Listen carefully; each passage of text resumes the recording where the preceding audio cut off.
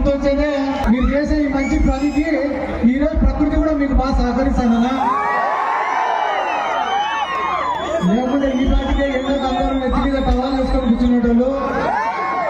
అట్లా లేకుండా అంటేనే ఇది ఒక రైతుల పండగ.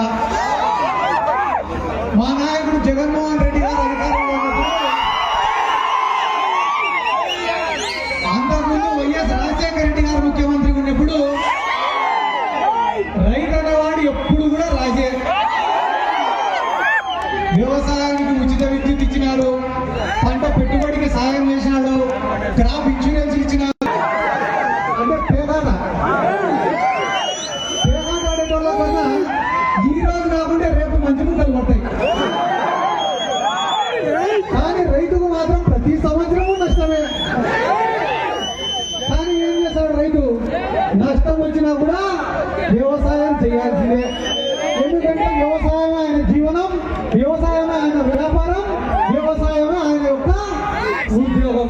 ఒకవేళ మనం వ్యవసాయం చేయాలనుకో ఏం చేయాలి? రైతు భూమలేదు, భూమలేదు.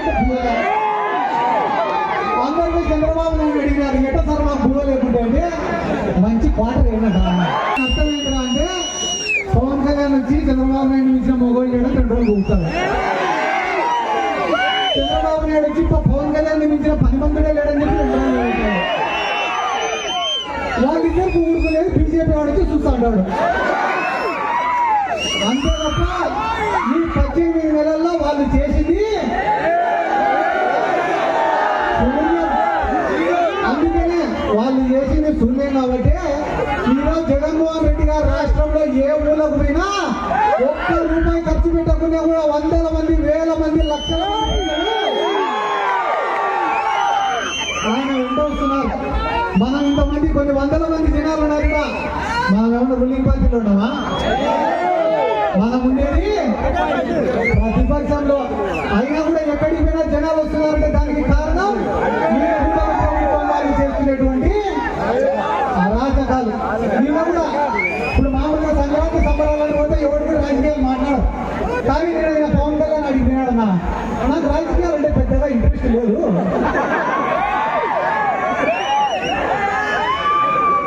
నేను ఫ్లాప్ సినిమాలు తీసినా కూడా నాకు డబ్బులు వస్తాయి. ఈడ 2 పాయింట్లు, ఆయన తీసేదే ఫ్లాప్ సినిమాలు. ఫ్లాప్ సినిమాలు తీసినా నాకు డబ్బులు వస్తాయి, నీకు డబ్బులు వస్తాయి, బాగానే ఉంది. మళ్ళీ ప్రొడ్యూసర్ల పరిస్థితి ఏంటి? డిస్ట్రిబ్యూటర్ల పరిస్థితి ఏంటి? నీకోసం గుడ్డ తీసుకుంటే నీ అభిమానుల పరిస్థితి ఏంటి? అవన్నీ నాకు అనవసరము, నాకు మాత్రం లెక్కేస్తానంట. నిన్న ఎవడో చెప్పినాడంట, ఏందన్నా నెలకు 20 కోట్ల 30 కోట్ల తప్పుతి పడినావు నువ్వు, అదే నువ్వే ముఖ్యమంత్రి అయితే ఇంకా ఎక్కువ లెక్క వస్తుంది కదా అని చెప్పినాడంట. మనం ముఖ్యమంత్రి అయినామంటే మళ్ళా దానిపైన ప్రత్యేకంగా శ్రద్ధ పెట్టాలా? మనకి మెంటల్ గా, ఫిజికల్ గా స్ట్రెస్. అదే చంద్రబాబు నాయుడు నమ్ముకున్నాం అనుకో, నెల నెల మన ఇంటికి పంపిస్తాడు కదా లెక్క. వీళ్ళందరి గురించి నేను ఎందుకు చెప్తానంటే వీళ్ళు కూడా జగన్ సార్ గురించి మాట్లాడడం వీళ్ళు పొద్దున నుంచి రాత్రి వరకు లేకపోతే గాంభీర్యం ప్రదర్శించి రాత్రి ఇంటికి పోతేనే అందరూ ఒకరికొకరు ఫోన్లో మాట్లాడుకుంటారు. ఒక పక్క చంద్రబాబు, ఒక పక్క పవన్ కళ్యాణ్, ఒక పక్క లోకేష్. ఒరే మనం ఇన్ని కేసులు పెడతానని వైసీపీ వాళ్ళ పైన ఖచ్చితంగా ఆయన మళ్ళా వచ్చారు కదా. మనం సింగపూర్ పోవాలన్నా, మలేషియా పోవాలన్నా, జపాన్ పోవాలన్నా, మా సార్ అందుకే ముందు జాగ్రత్తగా ఏం చెప్పినాడు, 30 సంవత్సరాలు